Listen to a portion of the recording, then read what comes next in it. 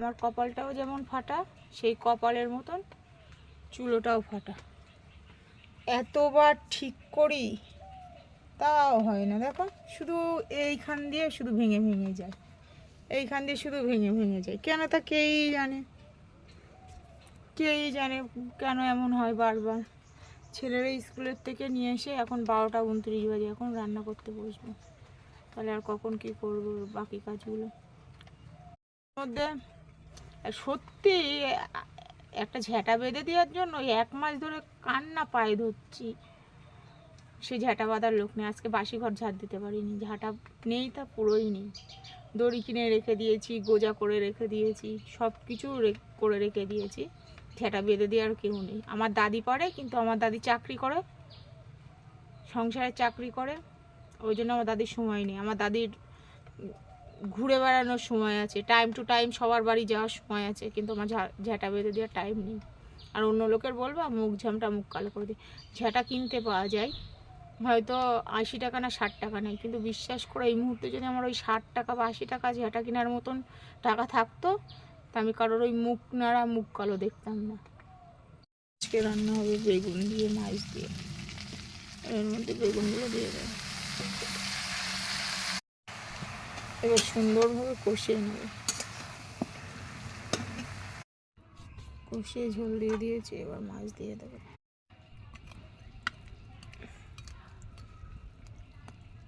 এবার ঢাকা দিয়ে দেবো, শুকনো শুকনো নামাবো।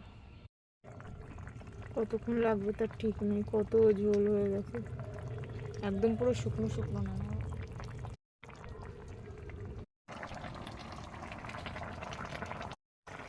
রান্না হয়ে গেছে, এবার নামিয়ে নেবো। আজকে না ভীষণ মনটা টানছে ফুচকা খাওয়ার জন্য। এই কদিন একভাবে মনটা বলছে যে একটু ফুচকা খাই, ফুচকা পেলে এখনই জিভে জল চলে আসছে। তো এখন ফুচকা খেতে যাবো। কে কে যাবে আমার সাথে চলো, সবাই মিলে যাওয়া যাক, দেখতে থাকো। তো এখন তোমার দাদা ভাই রেডি হয়ে গেছে, আমি এবার রেডি হব। তো ঝটপট করে রেডি হয়ে গেলাম, পুরো কমপ্লিট। এই ক্রিমটা না ভীষণ ভালো, ওশিয়ার, আপনারা চাইলে মাখতে পারেন।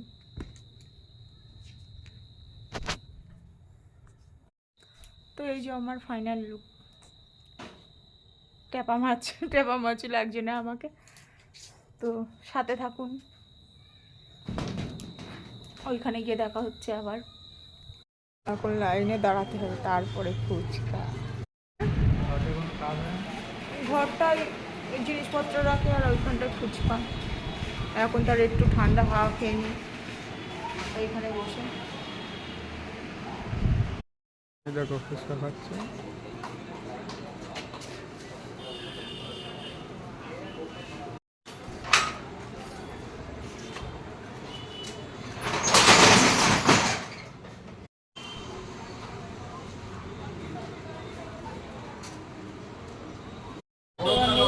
স্যান্ডউইচ আর ভেজিটেবিল।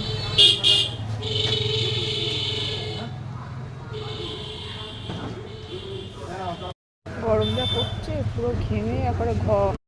আমাদেরও ইচ্ছা করে ভালো রেস্টুরেন্টে বসে খেতে, কিন্তু নিরুপায়, পারি না। তো যাই হোক, এই যে স্যান্ডউইচ আমার খুব ফেভারিট একটা খাবার, ভীষণ ভীষণ ভালো লাগে, দারুণ বানায়।